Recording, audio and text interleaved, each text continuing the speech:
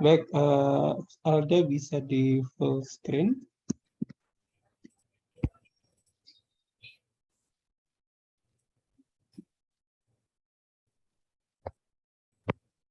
Ya, baik, terima kasih. Baik, kita mulai ya, teman-teman.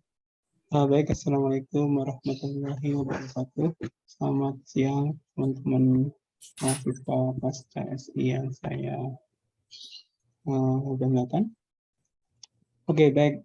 Terima kasih banyak sudah berkenan hadir meluangkan waktunya pada acara talk pada siang hari ini ya. Hari ini kita punya dua pembicara. Yang pertama adalah Mas Alda Sulaiman.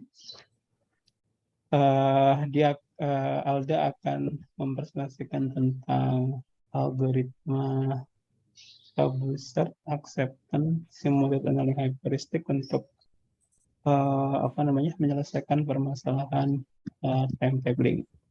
Berikutnya nanti ada Mbak Tara ya. Mbak Tara ini kebetulan lagi university di Jepang ya. Mbak Tara akan mempresentasikan tentang proses mining ya, in learning management system. Nah, ini mungkin ada kaitannya dengan learning analytic. Oke, terima kasih Mas Alda dan Mbak Tara sudah bersedia untuk menjadi keynote speaker pada siang hari ini. Oke. So, buat teman-teman pasca, terima kasih sekali udah datang. So, harapan saya dengan adanya riset talk kayak gini ya, teman-teman terutama yang masih semester 1, semester 2, ada gambaran nanti kira-kira tesisnya mau seperti kayak apa. So, ya. Nah, nanti dari, misalkan contohnya nih ya, nanti dari Mas Alda, Mbak Tara, mempresentasikan risetnya. Nah, riset itu never ending journey gitu ya. Selalu ada kelanjutannya, selalu tidak sempurna. Nah, dari yang disampaikan Mas Alda sama Mbak Tara nanti, nah teman-teman mungkin bisa punya ide yang berbeda atau ide untuk melanjutkan risetnya Alda sama Mbak Tara dan seterusnya. Ya, jadi inspirasi kayak gitu. Selain dari itu semua ya tentunya kita harus update ilmu gitu ya. Dengan adanya kegiatan ini teman-teman bisa bertambah pengetahuannya. Oke, baik, tidak perlu memperpanjang. Saya tutur kata langsung aja. Mas Alda, silakan bisa langsung dimulai. Oh ya, perkenalkan nama saya Alda Muhammad Sulaiman. INRP 6026 2010-13 dari Hasil Sistem Informasi. Saya ingin menjelaskan tentang tesis saya yaitu optimasi penjadwalan dataset ITC 2021 menggunakan algoritma Subusert Standard Acceptance Simulated Annealing Hyperheuristic. Ini ada beberapa outline, yaitu ada pendahuluan, tingkat mustaka, dan metodologi. Ada pendahuluan yaitu penjadwalan olahraga itu sebagai pembahasan yang menarik di bidang optimasi. Lalu ada dari segi ekonomi, yaitu karena banyak penggemar menonton, sehingga istilahnya dapat untung dari situ. Dan untuk penelitian, ya karena beragam, jadi untuk tantangan tersendiri untuk peneliti. Untuk komputasi, ini penjadwalan termasuk dalam permasalahan NP-hard problem. Lalu tidak terdapat algoritma exact untuk menyelesaikan permasalahan penjadwalan, lalu dapat diselesaikan dengan menggunakan heuristic algorithm. Ini tentang ITC 2021 itu penjadwalan olahraga pertama kali, yaitu ada fungsi tujuan yakni meminimalkan pelanggaran soft constraint, lalu metode atau algoritma dapat diabaikan, lalu durasi komputasi dapat diabaikan. Ini pemilihan algoritma ada dua, yaitu ya Subusert untuk LLH-nya, lalu ada Simulated Late Acceptance itu untuk strategi penerimaan kandidat solusi. Ini ada rumusan masalah, yaitu bagaimana performa, bagaimana penerapannya, dan bagaimana cara pembuatan jadwalnya. Ini ada tujuan manfaat, yaitu tujuannya yaitu dapat mengembangkan metode baru, lalu untuk manfaat yaitu dapat diterapkan kehidupan sehari-hari. Untuk batasan penelitian ini hanya terbatas pada 53 dataset ITC 2021 dan menggunakan bahasa pemrograman Java. Untuk kajian pustaka ini main reference-nya itu Robin H. Penelitian terdahulu membahas tentang trivial notation untuk membahas permasalahan penjadwalan olahraga. Lalu ada handbook of meta heuristic itu membahas tentang pembuatan penjadwalan yang non komersil. Lalu ada mengaplikasikan tabel search pada apa itu penjadwalan penjaga toko. Lalu ini ada sekitar ITT 2021 itu ada ketentuan seperti double round robin, yaitu setiap tim bertemu 2 kali dengan tim yang sama. Lalu ada compact atau time constraint, yaitu jumlah time slot yang terbatas. Lalu ada fungsi tujuan, yaitu meminimalkan pelanggaran soft constraint. Lalu ada beberapa batasan, yakni 2 batasan utama dan 9 batasan hard dan soft. Ini contoh jadwalnya, jadi ada kayak slot 1 itu 1 lawan 2, terus ada 3 lawan 4, 5 lawan 6, lalu ada slot 2 itu ada 2 lawan 5, dan seterusnya. Lalu ada S6 ini istilahnya tadi double round robin, jadi 2 kali bertanding, seperti itu. Lalu ada LLH-nya itu swipe home, jadi pemain kandang itu ditukar kan buat tim, jadi timnya ditukar. Kalau swipe round itu roundnya ditukar. Lalu ini seputar tabel search itu yakni penentuan LLH yang digunakan memiliki respon pada performa LLH, lalu LLH yang bagus akan memiliki peluang besar untuk dipilih. Lalu untuk memiliki list untuk menyimpan perpindahan yang buruk agar tidak berputar-putar atau stuck.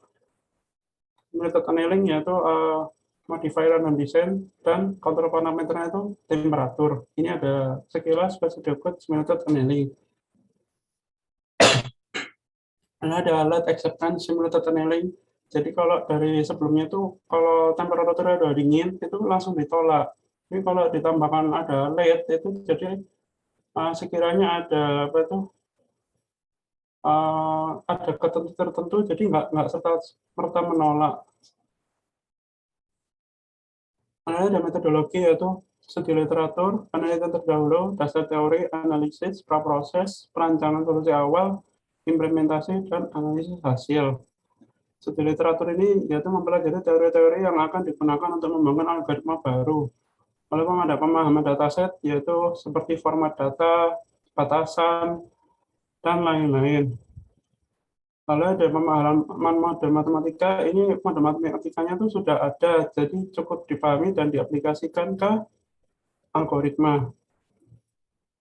Nah, ini ada contoh pembacaan dataset, ini ada contoh apa tuh dataset, nah ini formatnya XML, itu formatnya seperti ada di pojok kanan bawah, itu cara bacanya, atau ini apa tuh, cara nyimpennya itu dalam bentuk array, atau object variable, dan lain-lain.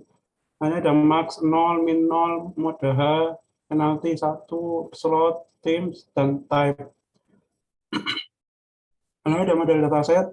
Nah ini kayak ada klasifikasinya dari yang paling kecil itu test instance. Kalau yang apa tuh early, middle, sama late itu semakin besar. Lalu ini ada deskripsi sekilas kayak ada misalnya test instance 1 itu memiliki 6 tim, 10 slot. Lalu batasan-batasan yang dimiliki itu ada PR2, CA1, dan lain-lain. Nggak usah bingung, ini nanti dijelaskan di slide berikutnya.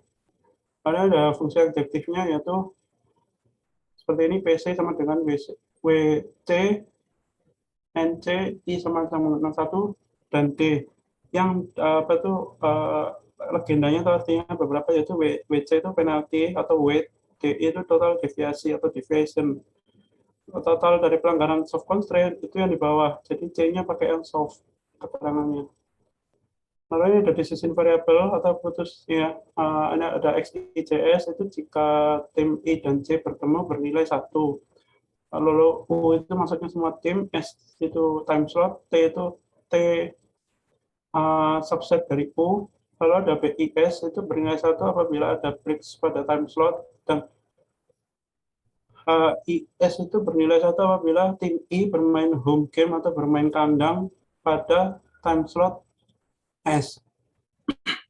Nah, ada beberapa batasan, yaitu masalah kapasitas, game constraint, fairness atau keadilan, separation, dan break constraint. Nah, ini ada beberapa constraint-nya, yaitu kalau CA1 itu paling tidak bermain Kmin dan paling banyak Kmax. Nah, ini ada contohnya, yang bawah ini CA1 buka kurung CA1 teams. Itu maksudnya tim 0 tidak bisa bermain di time slot 0.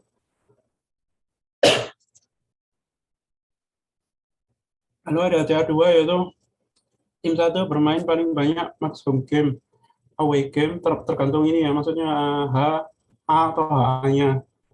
Nah, kalau contoh dari CA2 ini, tim 0 bermain paling banyak satu game melawan tim 1 dan 2 dalam 3 slot pertama. Lalu ada CA3 yaitu tim 1 bermain paling banyak max home game melawan di tim 2 berurutan sebanyak INTP time slot. Nah, langsung ke contohnya saja. Jadi misalnya ini CA3 tim 0, itu maksudnya tim 0 bermain paling banyak 2 kali melawan tim 1, 2, dan 3. Lalu ada CA4, itu tim 1 bermain paling banyak max home game melawan tim di tim 2 selama waktu di slot 1. Ya, ini contohnya yaitu tim 0 dan 1 bersamaan bermain paling banyak 3 home game melawan tim 2 dan 3 selama 2 time slot pertama. Lalu ada GA1 ini paling tidak min dan paling banyak max game selama time slot. Dari contoh yaitu seperti game 0 dan 1, game 01 dan 12 tidak bisa diadakan pada time slot 3. Lalu ada PR ini mengatur tentang breaks, yaitu setiap tim paling banyak INTP home breaks selama time slot di slot. Ini contohnya yaitu tim 0 tidak dapat break di slot 1. Lalu ada BR2 yaitu total dari semua breaks di tim tidak lebih dari INTP selama waktu time slot di slot tersebut. Dari contoh dapat dijelaskan tim 0 dan 1 tidak boleh lebih dari 2 breaks pada 4 time slot pertama. Ada fairness ini setiap pasangan di tim memiliki perbedaan tidak lebih dari INTP setelah setiap time slot di slot tersebut. Dari contoh dapat diambil kesimpulan perbedaan di home games antara 3 tim pertama tidak lebih dari 1 pada 4 time slot pertama. Untuk separation constraint ini, setiap pasangan tim di tim tertentu paling tidak min time slot antara 2 permainan. Dari contoh yang tersebut, dapat diambil kesimpulan paling tidak ada 5 time slot antara permainan tim 0 dan 1.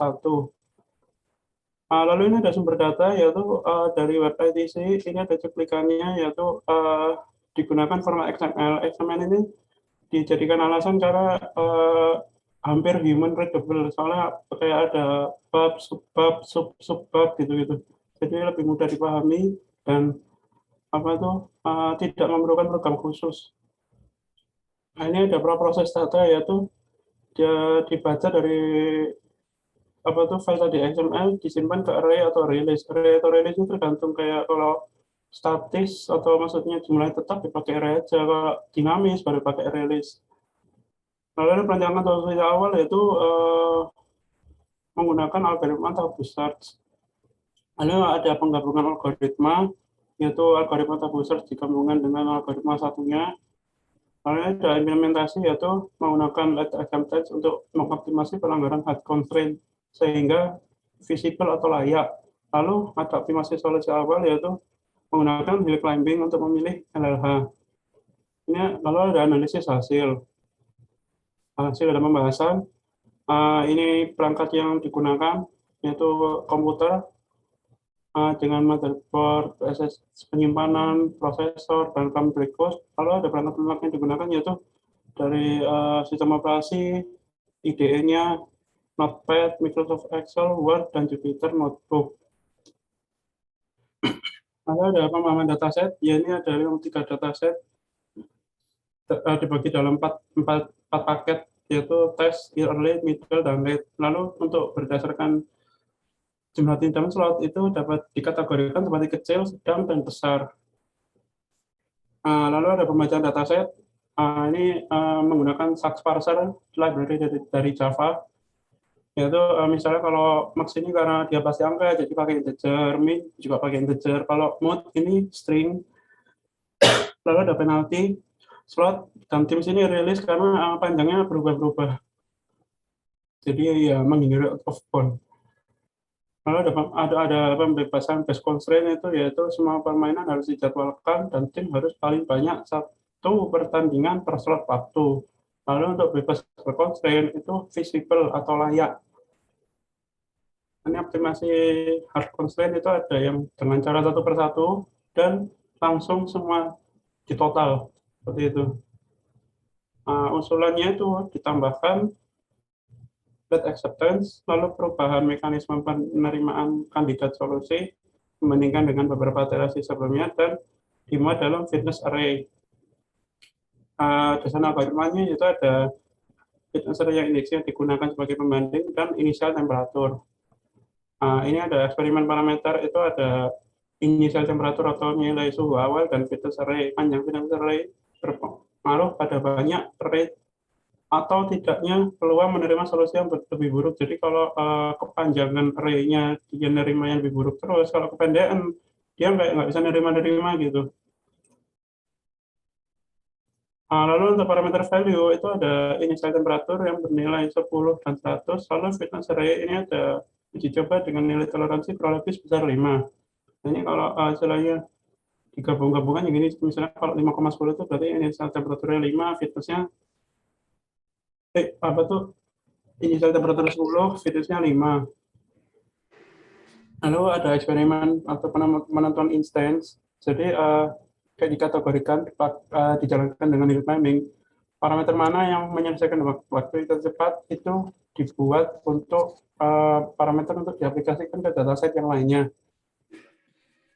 Ini LED 4 ini paling kecil, paling cepat. Jadi untuk dicoba testing parameter lain, bila itu cocok diaplikasikan ke dataset lainnya. Ini ada hasil eksperimen, yaitu yang LED 4 yang 10, maksudnya inisial temperatur 10 dan ZSA LED yang 10 itu menghasilkan hasil yang paling kecil di antara lainnya. Ya, ini ada parameter dengan nilai terbaik, ini cetak tebal ini. Jadi dibandingkan kalau pakai high climbing, simulated tunneling,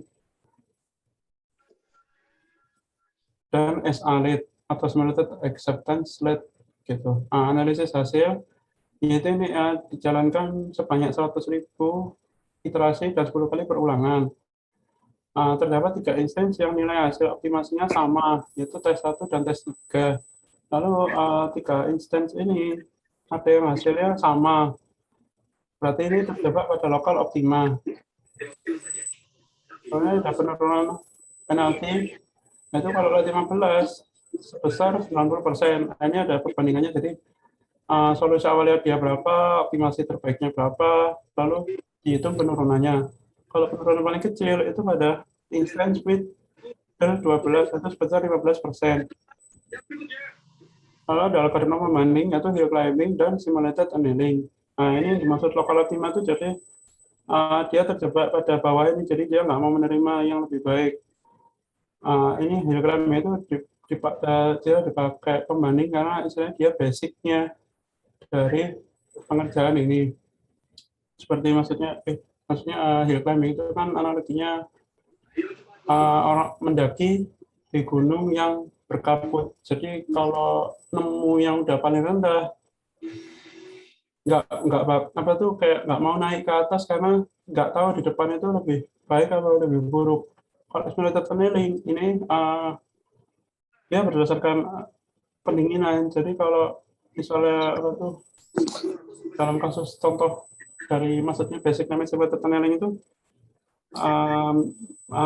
mendinginkan logam. Kalau logamnya masih panas itu dia mudah menerima perubahan. Kalau sudah dingin itu dia sulit menerima perubahan. Tapi kalau penurunannya terlalu cepat, bentuknya jelek, penurunannya terlalu lama, nggak selesai-selesai. Nah, ada hasil perbandingan algoritma. ZSA ini memiliki paling baik dari algoritma pembanding. Lalu hal tersebut diakibatkan karena algoritma hill climbing hanya menerima solusi yang lebih baik sehingga seringkali terjebak pada lokal optima. Sedangkan algoritma LHC mengandalkan fitness array untuk menerima solusi yang lebih buruk. Nah, maksudnya LHC mengandalkan fitness array itu jadi ada fitness array yang menampung kalau metode itu buruk, disimpan, kayak jangan sampai diulangi lagi, seperti itu. Ini ada presentasi versus durasi itu. Kalau Late SI ini mampu mereduksi penalti sebesar persentase tertinggi yaitu sebesar 44%. Walaupun memiliki nilai yang hampir mirip dengan simulated annealing sebesar 41%, terdapat faktor durasi. Rata-rata running late SI itu berselisih 38 detik dengan simulated annealing. Jadi habis ini Mas. Dijadikan persen tersebut tidak sampai 1% dari durasi simulated annealing. Sehingga algoritma late SI cukup baik untuk diterapkan karena memiliki hasil yang lebih baik dengan durasi yang kurang lebih sama. Analisis box plot itu tidak memiliki outlier sehingga dapat dikatakan hasilnya konsisten. Analisis trajektori terlihat performa hill climbing bagus di awal iterasi dan seterusnya melandai karena terjebak pada lokal optima. Algoritma simulated annealing ini memiliki garing performa yang mekanisme penerimaan tambahan terlihat pengaruhnya di akhir iterasi karena simulated annealing terlihat tidak kunjung menurun, sedangkan SI ini cenderung terus mendapatkan hasil yang lebih baik. Nah ini dikejar pakai apa tuh Jupyter Notebook pakai Python. Kesimpulan dan saran, ini kesimpulannya yaitu terdapat 18 dari 53 total jadwal itu layak. Jadi nggak semuanya sih.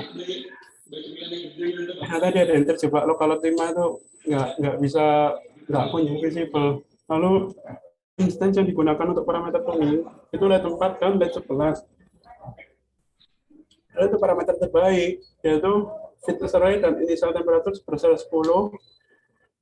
LTSA ini memiliki hasil terbaik dengan menurunkan penalti sebesar 44%, hill climbing sebesar 36%, dan simulated annealing sebesar 41%. Untuk saran, ini berikutnya penggunaan solver Gurobi. Ini kan soalnya from scratch Java ya, istilahnya bagaimanapun yang gratis itu tidak bisa mengalahkan yang berbayar. Soalnya solver Gurobi ini berbayar, dan biasanya kalau tinjauan pustaka itu menggunakan solver Gurobi. Ya berbayar, jadi ya kebetulan juga speknya lebih kencang, pakai Intel Xeon gitu-gitu. Nah, lalu ada meningkatkan iterasi dan durasi running. Ini iterasinya kan sebesar 1.000 kali, mungkin bisa ditingkatkan ke depannya. Lalu durasi running ini cuma sekitar 6 jam atau sekitar 1 hari, ditunggu lagi. Kalau tetap ya berarti start. Nah, mungkin kalau berikutnya penelitian berikutnya itu bisa ditambahkan. Lalu penambahan algoritma pembanding tadi kan cuma hill climbing sama simulated annealing. Lalu menambahkan parameter pembanding tadi kan cuma fitness array dan initial temperatur, mungkin bisa ditambahkan lainnya sehingga lebih kaya lah hasilnya. Ya, sekian dari saya, kurang lebihnya mohon maaf. Baik, terima kasih Mas Alda Sulaiman. Oke, baik. Kita buka sesi tanya jawab dulu ya. Oke, silahkan kalau ada pertanyaan, 1 atau 2 pertanyaan mungkin. Monggo silahkan ya. Oke, apa namanya? Awal dari riset itu biasanya asking question ya. Mempertanyakan apa namanya? Menanyakan pertanyaan. Nah, dari situ nanti ilmu itu bisa berkembang. Ayo, monggo silahkan. Ini ada Sofrijal ya, anak saya. Ada. Terima kasih sudah datang, Rijal. Oke, silakan. Ada pertanyaan?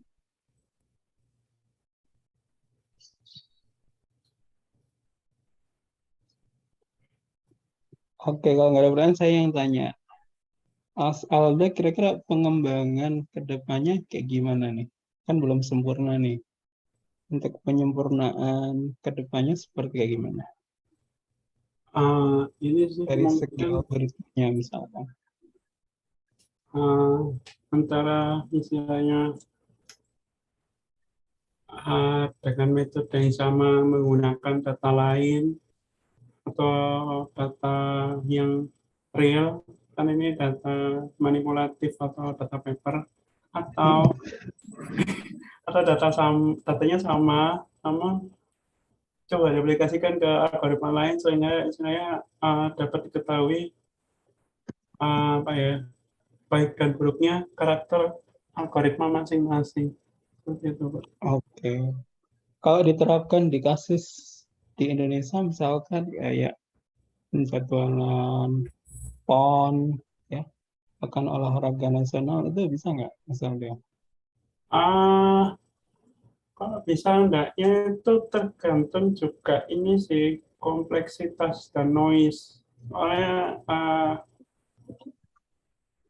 ini cukup complicated soalnya ya itu tadi uh, heuristik itu hyper heuristik itu NP hard.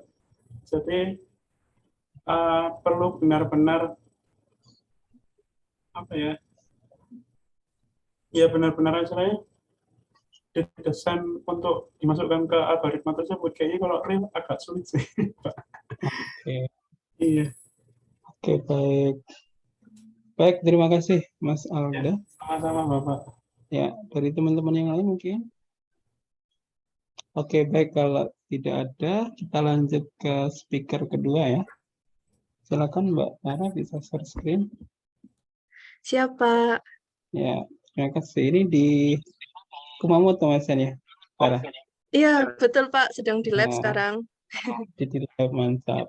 Oke, nanti teman-teman ini mungkin bisa tanya-tanya Mbak Tara gimana caranya agar bisa double degree ke Kumamoto University Jepang ya. Kumamoto. Oke. Ya, monggo Siap. silakan Mbak Tara. Terima kasih. Ya, oke. Assalamualaikum warahmatullahi wabarakatuh. Selamat siang semuanya. Yang terhormat Bapak Ahmad Muklason, Kaprodi S2 DSI ITS. Terima kasih atas kesempatannya, juga teman-teman postgraduate dari DSI yang saya hormati. Oke, jadi saya mau mempresentasikan paper saya, hasil bimbingan dengan Profesor Usagawa, ini supervisor saya di Kumamoto, dan juga Ibu Mahendrawati, supervisor saya di SI, jadi saya dari Lab SE. Judulnya adalah Systematic Literature Review on Process Mining in Learning Management System. Jadi ini systematic review ya, cocok buat teman-teman yang masih mencari ide untuk tesis, mencari ide untuk novelty, boleh dimulai dari membuat systematic literature review ini. Kebetulan saya dibimbing Bu Hendra untuk mendalami ilmu proses mining, terus berhubung Profesor Usagawa ini expertnya di bidang learning system, maka saya tinjau dari sisi learning management system. Baiklah, saya mulai dari introduction, berikut adalah kontennya. Learning Management System atau LMS ya disingkat adalah software yang biasa digunakan untuk mendukung sistem belajar mengajar. Ini saya beri contoh Edmodo karena ini yang paling umum setahu saya. Kalau teman-teman kalau waktu saya SMA pernah pakai ini. Jadi modelnya itu sebenarnya sama seperti Share ITS atau e-learning system lainnya. Guru bisa mengupload materi, siswa bisa mengaksesnya, dan kita bisa melakukan aktivitas yang sejenis itu. Nah, dari record user dalam menggunakan learning management system ini itu dapat di-generate log data yang contohnya itu seperti ini. Jadi ada timestamp-nya, username-nya, aktivitas, dan komponen yang diakses. Nah, poin terpentingnya di sini di aktivitasnya ini, dengan metode yang bernamakan proses mining atau PM, itu kita bisa menganalisis urut-urutan dari aktivitas setiap siswa.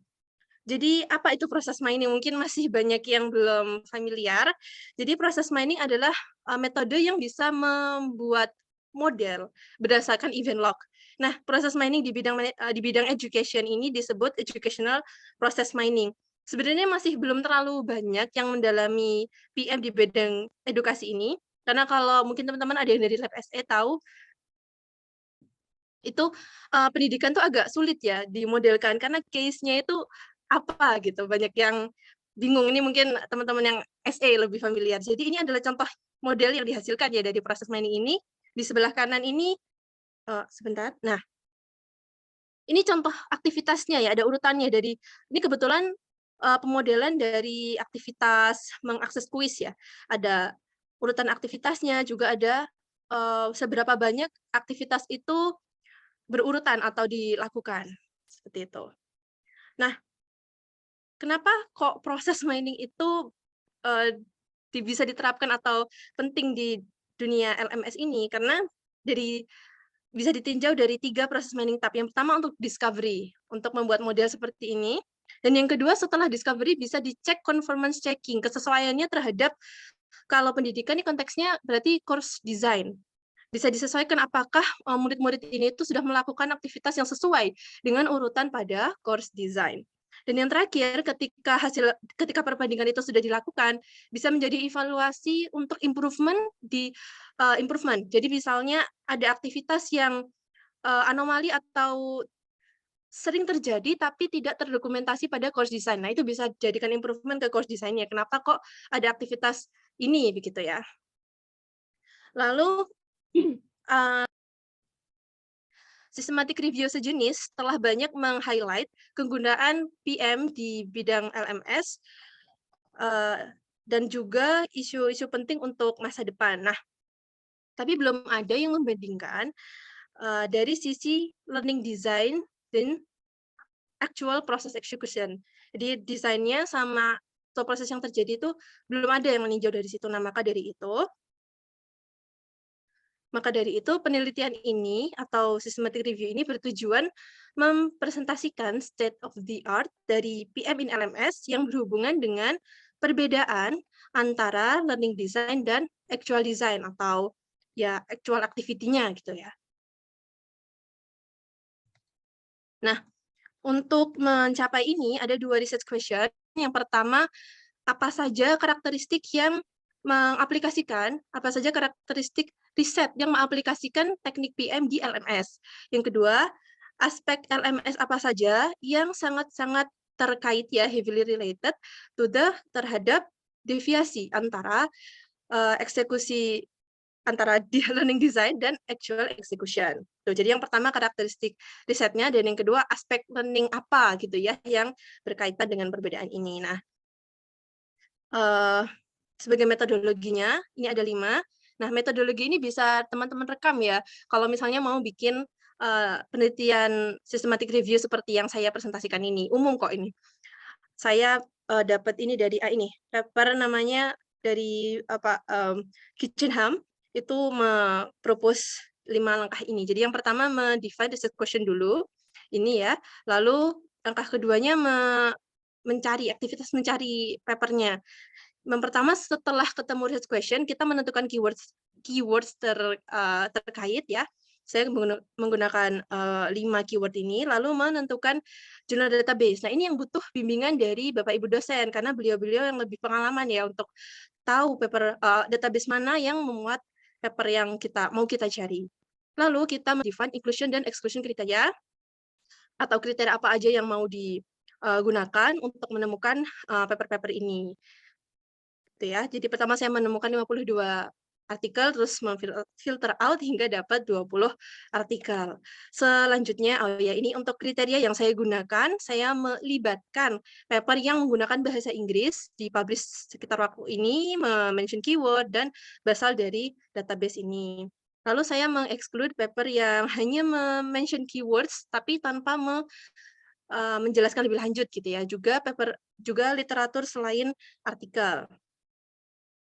Selanjutnya, saya melakukan quality assessment. Nah, tadi kan udah ketemu paper-paper yang dicari, lalu saya pastikan bahwa ada diskusi penggunaan PM teknik terhadap LMS. Yang kedua, PM-nya itu benar-benar menjadi bagian dalam eksperimen.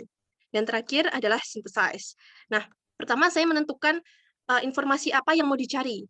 Paper title, aim of study, tujuan studi, dan apa yang harus saya lakukan untuk menemukan kriteria ini gitu ya. Lalu proses kodifikasinya seperti ini. Jadi ini adalah contoh satu paper ya, ada paper title-nya, ada name-nya dan seterusnya. Saya mau mencari proses mining goal yang seperti apa dan LMS konten yang mana gitu ya. Setelah itu saya lakukan synthesize. Nah, synthesize ini menjadi bagian dari bab diskusi ya kalau di paper itu.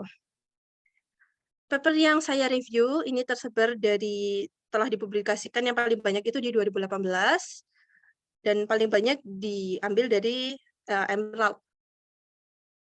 Lalu untuk Writer Association Place-nya paling banyak dari Australia. results. Jadi ada ditinjau dari dua ya. Yang pertama proses mining type.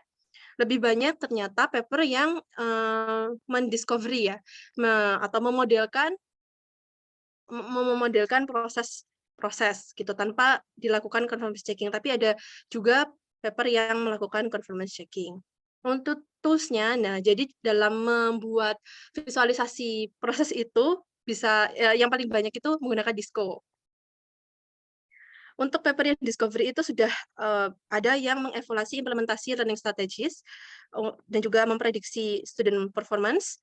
Yang selanjutnya ada menemukan preparation of class materials and activities dan juga comparison students behavior atau perbandingan student behavior ya. Untuk conformance checking ada yang analisa student retention factors dan juga membuat performance prediction based on student behavior.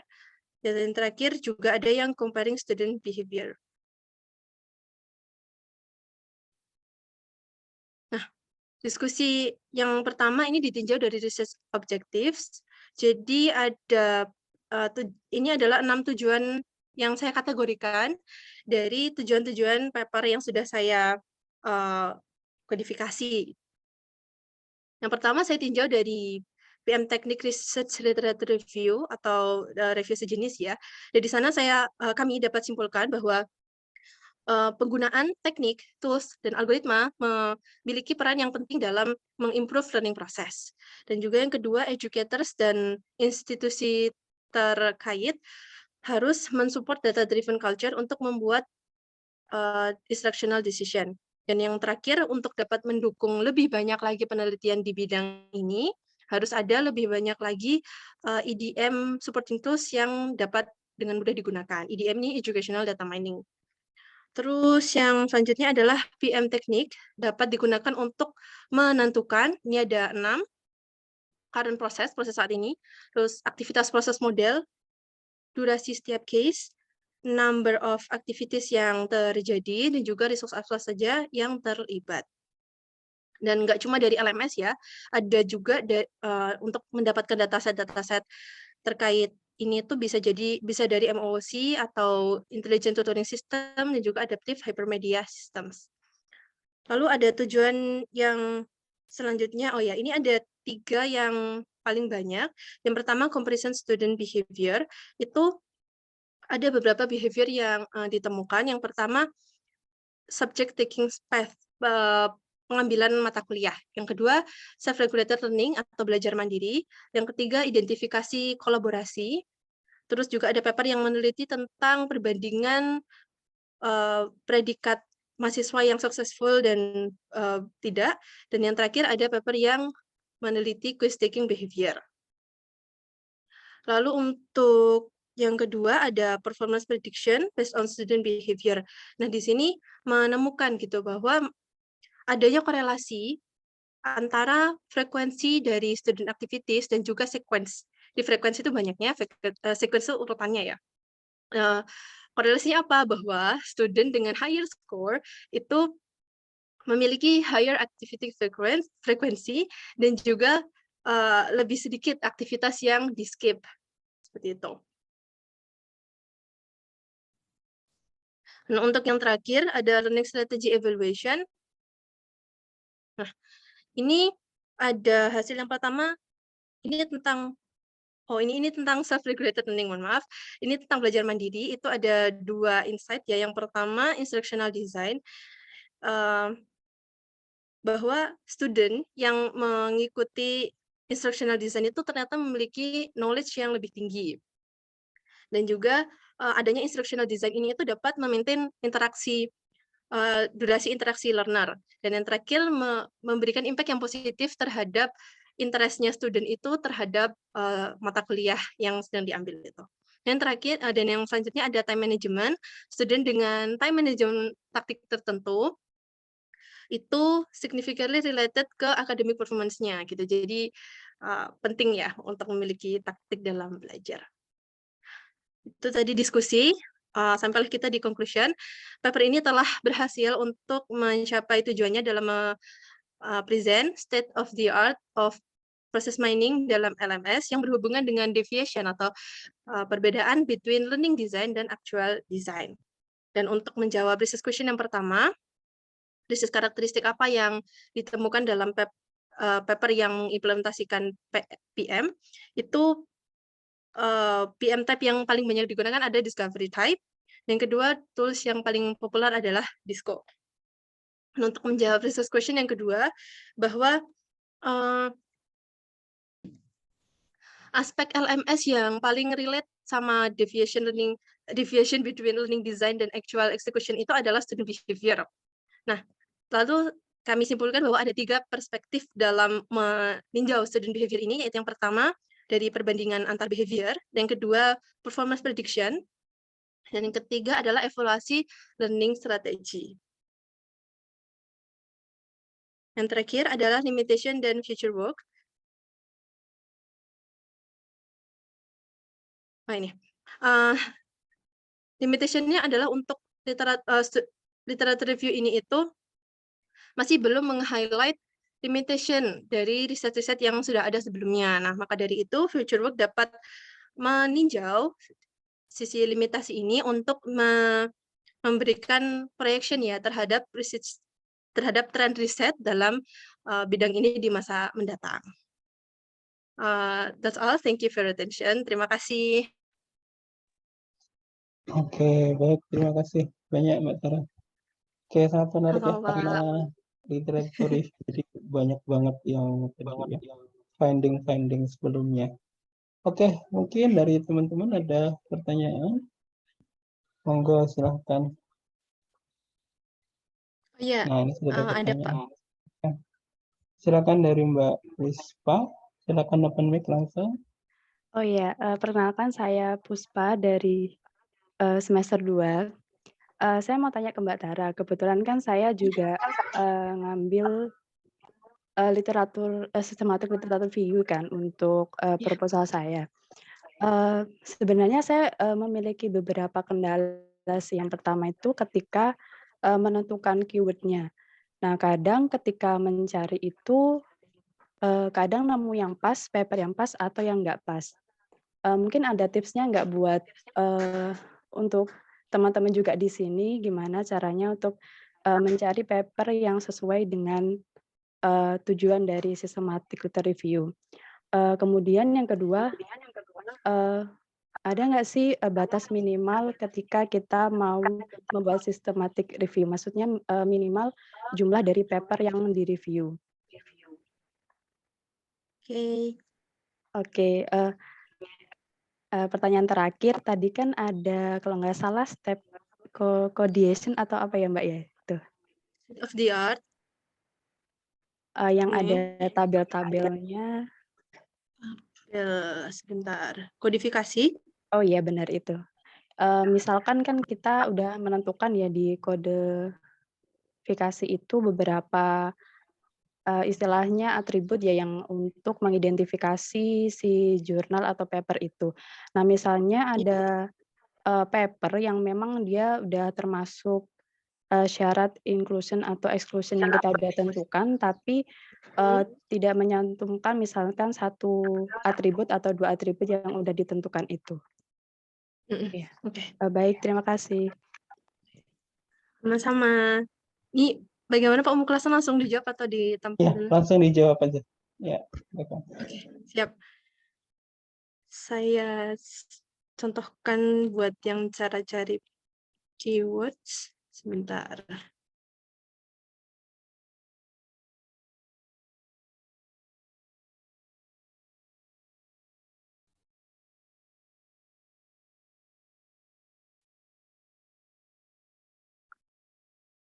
Jadi ini kalau saya catat pertanyaan pertama dulu ya, tentang cara menentukan cara menentukan keyword.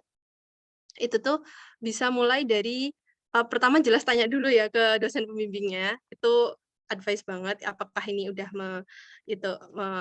representasikan. Lalu yang kedua itu mungkin teknik mencari di ini ya. Misalnya kita cari di sini ya. Kebetulan saya mau cari misalnya makna ilmu metodika, bisa dikasih petik gini, Mbak. Udah pernah coba belum dikasih petik gini? Oh, belum pernah coba sih saya. Iya, jadi kebetulan keyword-keyword saya ini bentuknya tuh bukan kata tapi apa bahasa Inggrisnya ya. Jadi proses mining gitu kan. Nah, itu tuh bisa dipetik kayak gini. Nih. Nah, kalau kayak gini pasti nemu yang proses miningnya jejer, proses mining gitu. Oh, iya Tuh. iya. Lalu kalau untuk biasanya cari di mana papernya? SenseDirect nyari? Biasanya di SenseDirect sih, Mbak. SenseDirect ya? Ya. Kalau SenseDirect, sebentar ya ini. Nah, bisa di custom pakai advanced search, sorry. Nah, ini misalnya dipetik gini, lalu gimana ya? Terus kata berikutnya misalnya apa ya? Learning. Terus oh, bukan berarti. Ada database ini kita coba dulu ya. Kalau carinya kayak gini. Nah, paper-paper ini pasti mengandung 2 kata ini. Tuh. Nah, kebetulan saya lupa database-nya itu apa, tapi ada kok yang benar-benar search-nya tuh bisa di custom per kata itu maunya tuh katanya di mana. Misalnya maunya di abstrak atau maunya tuh di bagian diskusi atau maunya di judul. Itu sih buat yang keyword. Gimana? Oh, ada insight baru sih, Mbak, soalnya sebelumnya juga belum tahu teknik seperti ini. Iya, terus kalau untuk di Google itu sebenarnya lebih free ya, kita itu bisa apa gini ya caranya? Site. Nah, kalau kasih site di belakangnya gini, itu nemu yang mereka itu di SenseDirect ininya apa? Ditaruhnya gitu, disimpannya di database sana. Gitu. Lalu untuk semoga menjawab ya. Ya. Lalu untuk yang batas minimal jumlah paper, ini exact pertanyaan yang sama dulu saya ke Bu Mahendra, itu sebenarnya nggak ada kata beliau. Jadi, semakin banyak yang kita cari kan berarti semakin banyak ya insight yang bisa kita dapetin. Tapi lagi-lagi kita ada apa kapasitas resource ya kan kita sendirian gini ngerjainnya. Apa yang saya lakukan sih kebetulan setelah cari misalnya ini hasil 1000-an gini ya. Setelah di skimming gitu dibaca cepat itu tuh nggak sebanyak itu. Jadi saya nyari itu mungkin ada 2 minggu, 3 minggu, memang banyak pada awalnya. Berapa ya? Awalnya itu bukan 52 itu sudah screening-an lagi. Nah, kalau benar-benar teliti mencarinya, itu tuh sebenarnya tidak sebanyak itu gitu, tidak sebanyak yang kita pikirkan. Kayak saya aja cuma 20 dan itu agak kurang sebenarnya, biasanya banyak gitu. Banyak itu yang mungkin kalau paper yang saya baca sih ada yang kayak ratusan gitu sebenarnya. Gitu, jadi tidak ada batas, benar-benar dicari sesuai yang kita mau. Nah, ini ada nyambungnya juga sama pertanyaan ketiga, kodifikasi. Ya, karena setelah dikodifikasi itu ternyata tidak sebanyak itu. Lagi-lagi, saya masih nyimpen nggak ya kodifikasi saya? Sebenarnya masih nyimpen, tapi mohon maaf saya lupa nyimpennya di mana. Itu kalau kebetulan saya juga ada banyak paper yang tidak memenuhi atribut yang saya inginkan, gitu. Nah, kalau nggak memenuhi atribut yang saya inginkan, nah itu kreativitas researcher ini diuji ya. Bisa aja kita tuh nambah insight baru di situ. Kayak saya tadi, kan saya mau meninjau tujuan paper. Saya ketemunya 6 kan. Awalnya 5. 6 ini nggak saya anggap karena 6 ini itu literature review. Padahal kan yang saya cari bukan literature review. Nah, jadinya ada bahan baru di bagian diskusi, yaitu tujuan literature review. Gitu. Gimana?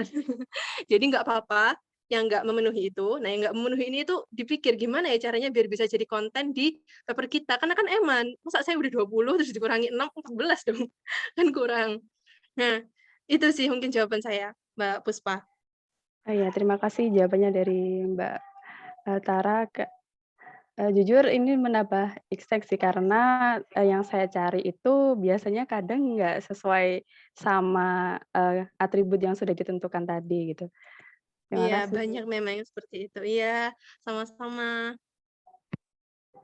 Mantap ya dapat ilmu baru nih, Puspa ya. Saya rasa sangat bermanfaat banget tuh buat teman-teman yang nyari literatur ya. Semuanya pasti diawali dengan mencari literatur. Oke, baik. Next, silahkan. Kalau ada yang mau bertanya, komentar, silahkan mumpung ada pelajaran.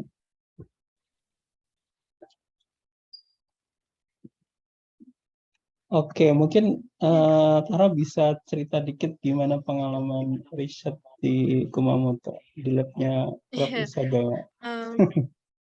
ya Pak, untuk pengalaman riset sebenarnya agak bingung juga di awal karena kan saya eh, tahun pertama, oh ya jadi teman-teman saya di program double degree dari Kumamoto. Jadi Kumamoto University ada program double degree dengan universitas yang bekerja sama. Nah, ITS ini kebetulan bekerja sama.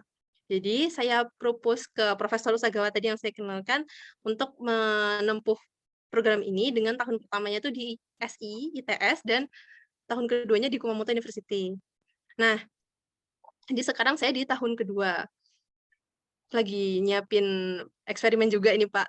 Nah, untuk menentukan penelitiannya itu, saya bingung banget di awalnya. Soalnya jurusan yang saya ambil di sini tuh, setelah saya dalami ya, ternyata tuh lebih banyak ke elektro. Sedangkan kami-kami ini kan di kita ini kan di SI, jauh.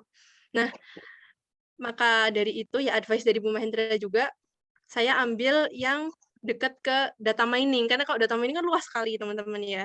Nah, saya sendiri kebetulan dari S1 itu udah senang banget di dunia manajemen proses bisnis. TA saya S1 proses bisnis.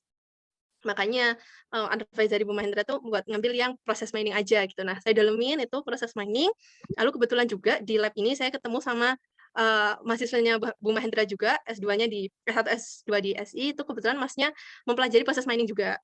Jadi sekarang ini Pak, eksperimen saya masih di bidang proses mining juga, tapi lebih ke menggunakan dataset pengambilan mata kuliah Pak. Saya ambil datasetnya dari S, ya itu sih Pak. Kebetulan dapat profesor yang temanya tuh bebas, kami-kami ini memilihnya gitu. Itu profesornya Pak Hatma bukan? Beda Tara? Pak, saya Beda ya? profesornya, Oh, iya beda. elektro ya Lagi kayaknya ya. Pak Bekti dulu sepertinya. iya, Computer Science and Electrical Engineering gitu Electrical ininya. engineering.